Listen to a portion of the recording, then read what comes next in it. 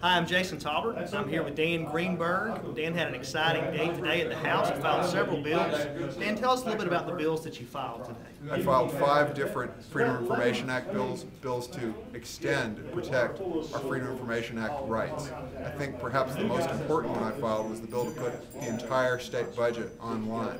As you know, we've moved from biannual sessions to annual sessions, and every other year is basically it's a big check writing session. And what I hope to do is have all the checks we write and all the spending we make, I hope to put that online. So that's the goal of the Open Checkbooks in Government Act. There were 4 others. Did you? Yeah, there were 4 other ones. They most had to do with the freedom of information. Just kind of summarize what those all will do for us.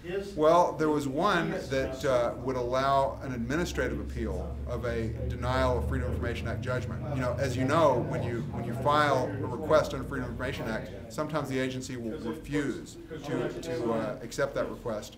Well, at that point, you have no alternative except to sue. And you know, not everybody has the time or the inclination or the money to sue. So this would provide for a requirement of the Office of the Attorney General to make a judgment as to whether the request is meritorious. And you know, if you have a letter from the Attorney General saying that it's a good request, I think that would be given a lot of weight by the agency. So that's a way to save taxpayers who request make requests about government information. That's a way to save them a lot of money. The other bills I filed were kind of a housekeeping bill to put all exceptions to the Freedom of Information Act in the same place, not scattered throughout the code as they are now. So right now it's very easy to hide a new exemption or create a new exception or something like that. So this puts them all in the same place. There's one that I did that protects the right of government employees to make Freedom of Information Act requests. And as you can imagine, the person who's most knowledgeable about when something goes wrong in a government agency, the person who's most knowledgeable about that is typically the government employee who works there. And they're not fully protected under current law and under some judge-made law. There are trends that they're not fully protected. So I want to make sure that they're fully protected, that they can't be fired, even if they make a Freedom of Information Act request. I'm not sure how many I've covered so far. Yeah, no, that's great. And just finally, the legislature starts on Monday.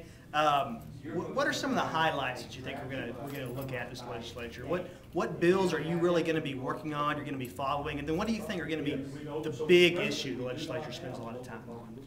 Without doubt, the biggest issue the legislature will spend time on will be lottery.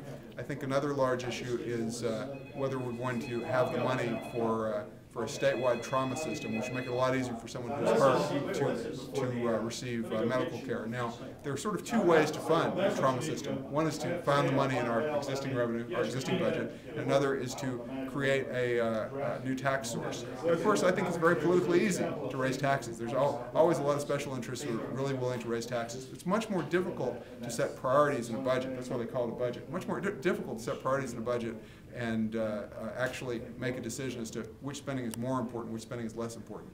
That route where we set priorities and make do with our existing revenue streams, that's the route that I hope that we follow.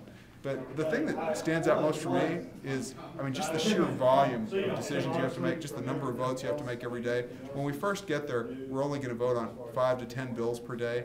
After a while, it heats up. Sometimes we'll vote on more than 100 bills every day. And there are 2 schools of thought on that.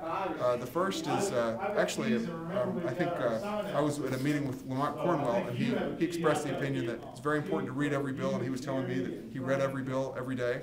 That's the first school of thought, that you want to read every bill before you vote on it. And the second school of thought is that the people who say that they read every bill, well, those people are lying.